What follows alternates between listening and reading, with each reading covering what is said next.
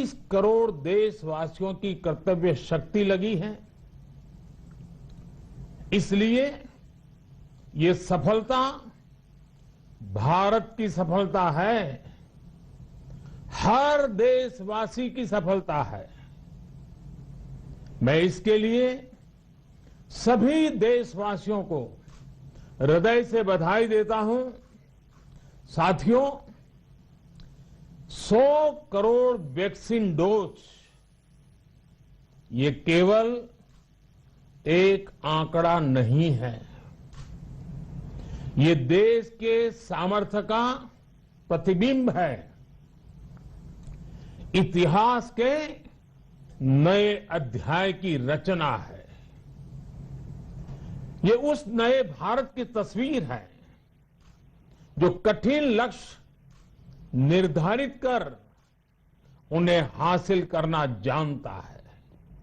ये उस नए भारत की तस्वीर है जो अपने संकल्पों की सिद्धि के लिए परिश्रम की पराकाष्ठा करता है।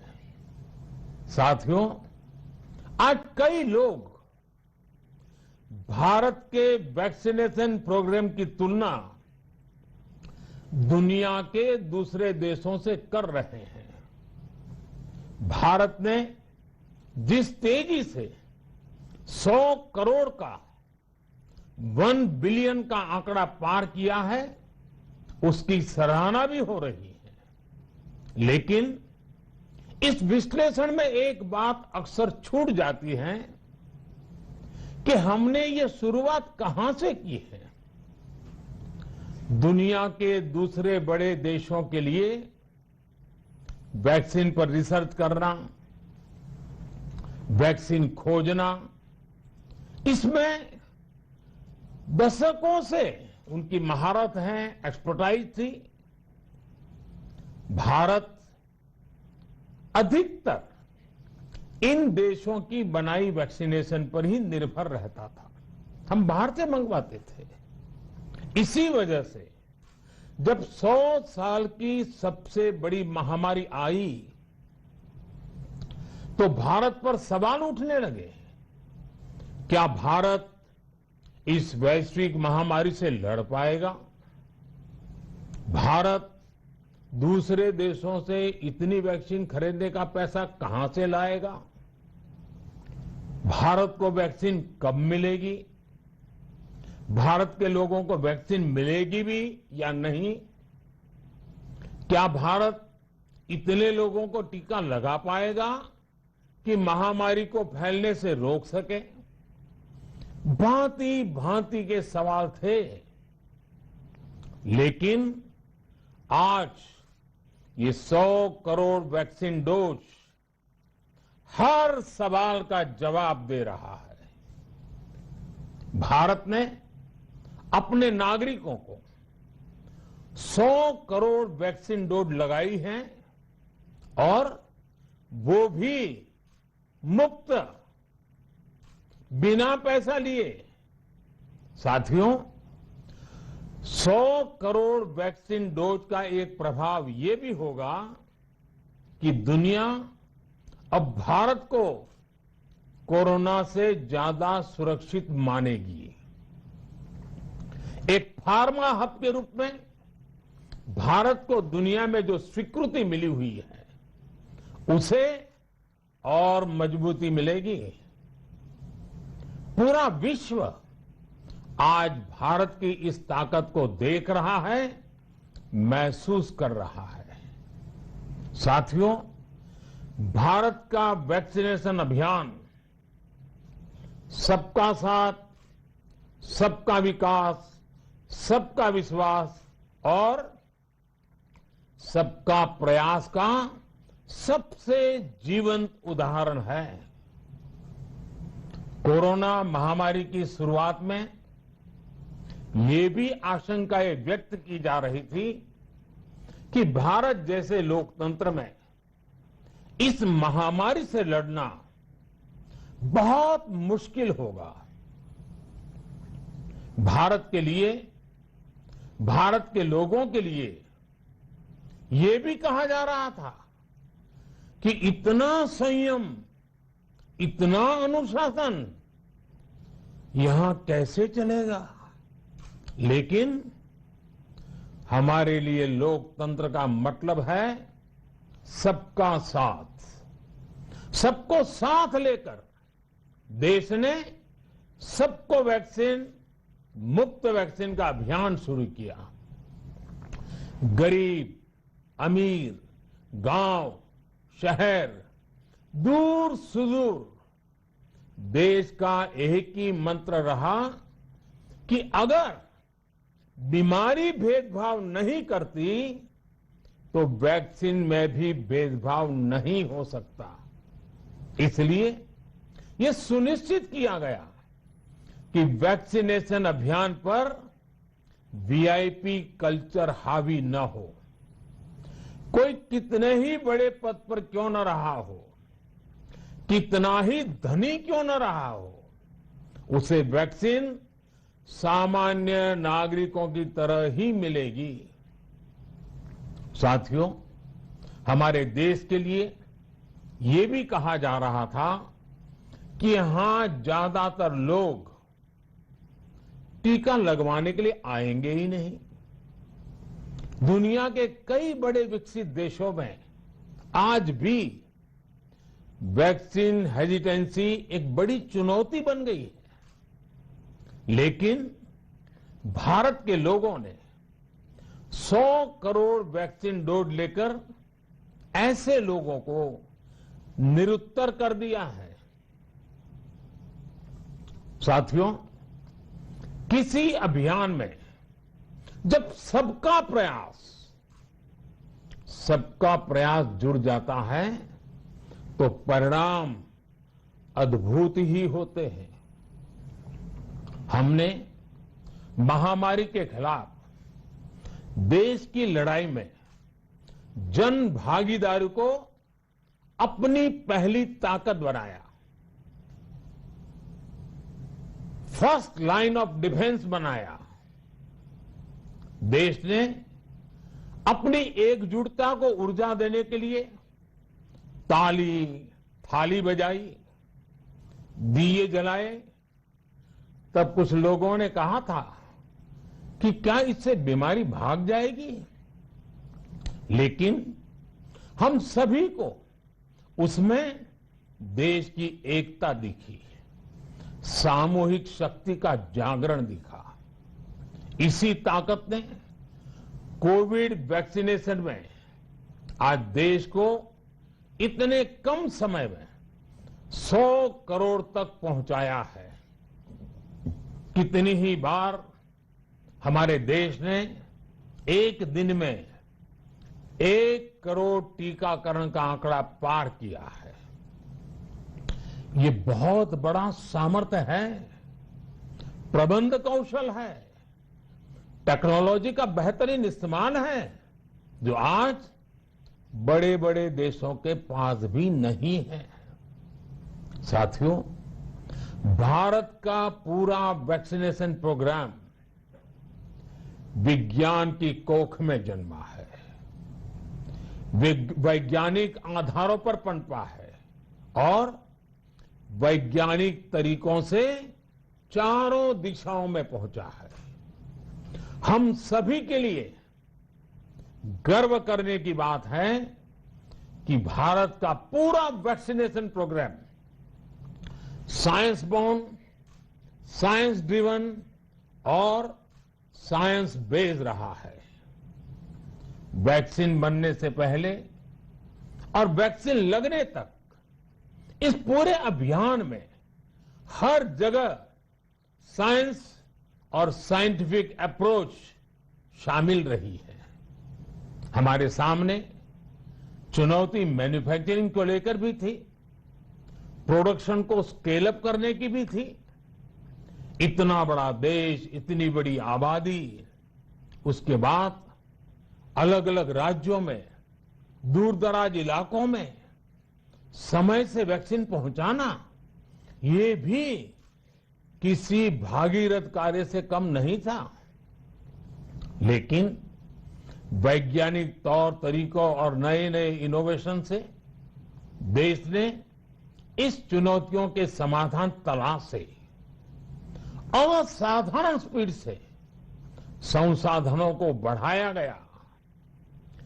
किस राज्य को कितनी वैक्सीन कब मिलनी चाहिए, किस इलाके में कितनी वैक्सीन पहुंचनी चाहिए, इसके लिए भी वैज्ञानिक फॉर्मूले के तहत काम हुआ। हमारे देश ने कोविन प्लेटफॉर्म की जो व्यवस्था बनाई है वो भी विश्व में आकर्षण का केंद्र है। भारत में बने कोविन प्लेटफॉर्म ने न केवल आम लोगों को सहूलियत दी बल्कि हमारे मेडिकल स्टाफ के काम को भी आसान बनाया। साथियों, आज चारों तरफ एक विश्वास है, उत्साह है, उमंग है। समाज से लेकर इकोनॉमी, हम हर तबके पर देखें ऑप्टिमिज्म ऑप्टिमिज्म ऑप्टिमिज्म ही नजर आता है। एक्सपर्ट्स और देश विदेश की अनेक एजेंसीज भारत की अर्थव्यवस्था को लेकर बहुत सकारात्मक है। आज भारतीय कंपनियों में न सिर्फ रिकॉर्ड इन्वेस्टमेंट आ रहा है बल्कि युवाओं के लिए रोजगार के नए अवसर भी बन रहे हैं। स्टार्टअप्स में रिकॉर्ड इन्वेस्टमेंट के साथ ही रिकॉर्ड स्टार्टअप्स यूनिकॉर्न बन रहे हैं। हाउसिंग सेक्टर में भी नई ऊर्जा दिख रही है। पिछले महीनों में किए गए कई सारे रिफॉर्म्स, कई सारे इनिशिएटिव, गति शक्ति से लेकर नई ड्रोन पॉलिसी तक भारत की अर्थव्यवस्था को और तेजी से आगे बढ़ाने में बड़ी भूमिका निभाएंगे। कोरोना काल में कृषि क्षेत्र ने हमारी अर्थव्यवस्था को मजबूती से संभाले रखा। आज रिकॉर्ड लेवल पर अनाज की सरकारी खरीद हो रही है। किसानों के बैंक खातों में सीधे पैसे जा रहे हैं। वैक्सीन के बढ़ते हुए कवरेज के साथ साथ आर्थिक सामाजिक गतिविधियां हो, खेल जगत हो, टूरिज्म हो, एंटरटेनमेंट हो, सब तरफ सकारात्मक गतिविधियां तेज हो रही हैं। आने वाले त्योहारों का मौसम इसे और गति देगा और शक्ति देगा।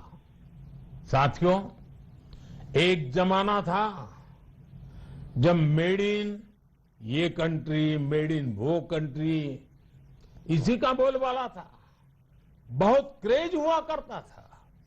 लेकिन आज हर देशवासी ये साक्षात अनुभव कर रहा है कि मेड इन इंडिया की ताकत बहुत बड़ी होती है। और इसलिए आज मैं आपसे फिर ये कहूंगा कि हमें हर छोटी से छोटी चीज जो मेड इन इंडिया हो, जिसे बनाने में किसी भारतवासी का पसीना बहा हो, उसे खरीदने पर जोर देना चाहिए। और ये सबके प्रयास से ही संभव होगा। जैसे स्वच्छ भारत अभियान एक जन आंदोलन है, वैसे ही भारत में बनी चीज खरीदना, भारतीयों द्वारा बनाई चीज खरीदना, वोकल फॉर लोकल, ये हमें व्यवहार में लाना ही होगा। और मुझे विश्वास है सबके प्रयास से हम ये भी करके रहेंगे। आप याद करिए, पिछली दिवाली हर किसी के मन मस्तिष्क में एक तनाव था, लेकिन इस दिवाली 100 करोड़ वैक्सीन डोज के कारण एक विश्वास का भाव है। अगर मेरे देश की वैक्सीन मुझे सुरक्षा दे सकती है तो मेरे देश का उत्पादन, मेरे देश में बने सामान मेरी दिवाली और भी भव्य बना सकते हैं। दिवाली के दौरान बिक्री की एक तरफ और बाकी साल की बिक्री एक तरफ होती है। हमारे यहां दिवाली के समय, त्योहारों के समय बिक्री एकदम बढ़ जाती है। 100 करोड़ वैक्सीन डोज हमारे छोटे छोटे दुकानदारों, हमारे छोटे छोटे उद्यमियों, हमारे रेहड़ी पटरी वाले भाइयों बहनों, सभी के लिए आशा की किरण बनकर आई है।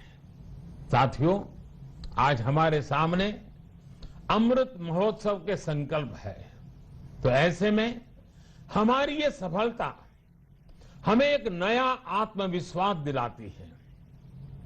हम आज कह सकते हैं कि देश बड़े लक्ष्य तय करना और उसे हासिल करना बखूबी जानता है, लेकिन इसके लिए हमें सतत सावधान रहने की जरूरत है। हमें लापरवाह नहीं होना है।